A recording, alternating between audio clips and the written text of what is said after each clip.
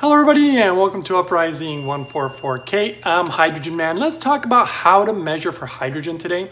I know that in the past I've made videos talking about those little blue drops that supposedly help you measure hydrogen, and they're only somewhat accurate. They're not as accurate as I actually once thought.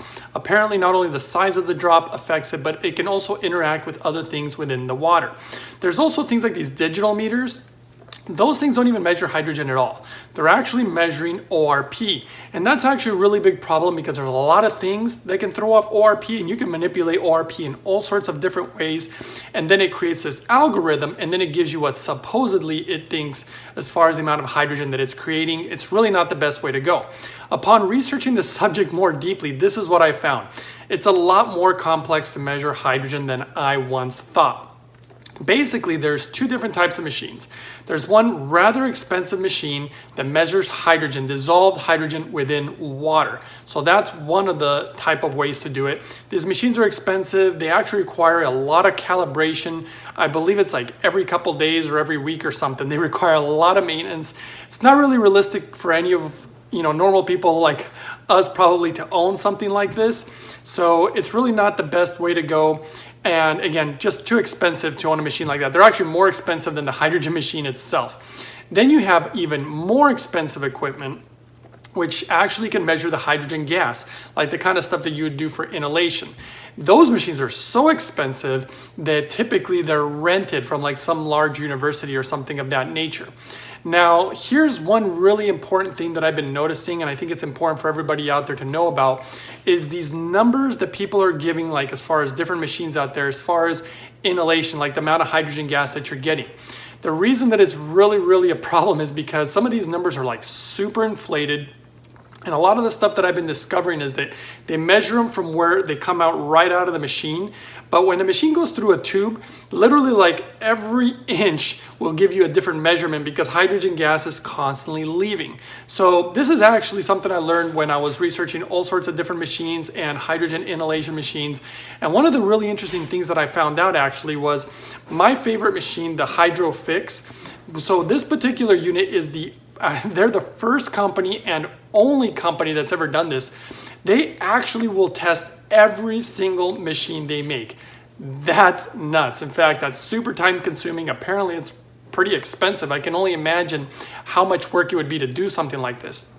But when they test every single unit, it goes almost to like a certification process, and then they'll even put a certificate showing you all sorts of information from the way it was tested, the exact amount of hydrogen made at that moment. And it's just really important and pertinent information.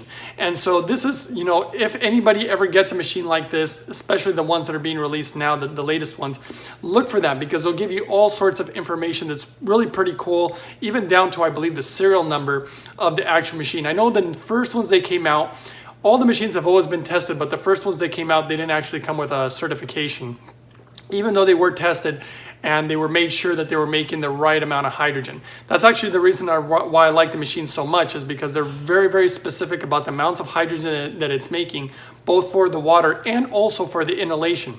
And they don't just give you the number of what comes out of the machine, it actually gives you the number of what's coming out of the actual tip of the tube that you're actually inhaling. And I found out that the numbers from where you're inhaling, even just a little far back on the tube, the numbers are so drastically different. So of course you're not going to have these huge overinflated numbers. And so I just like that they're really honest about the actual numbers. But anyway, back to how to measure hydrogen. Those are actually the best ways. I don't really trust, any of the other ways. And if you really want to make sure that you're getting the proper amount of hydrogen, well, it'd be pretty difficult unless you buy something that's certified, that's showing you exactly how it was done, obviously using expensive equipment and the proper equipment to actually measure it. The blue drops, again, they're not as good as I once thought. I actually thought they would give you a really accurate reading. It doesn't appear to be the case. The digital meters, just forget them. And they're really expensive. I've seen a lot of videos where people are using them. It just doesn't look like the way to go. So I hope you guys found this information helpful. If you did, don't forget to give it a thumbs up, the video, and subscribe if you haven't, because I've been working on some other videos. This is just one of my simple videos today. I actually have some really more in-depth and really cool videos coming up. I've just been kind of busy, but I'll definitely be having those coming to you guys soon. So don't forget to hit that notification button. And that's it, guys. Thanks for watching. I'll see you next time on the next video. Uprising. the spirits being put through here. Oh, can't you hear it? It's the children who come to mind.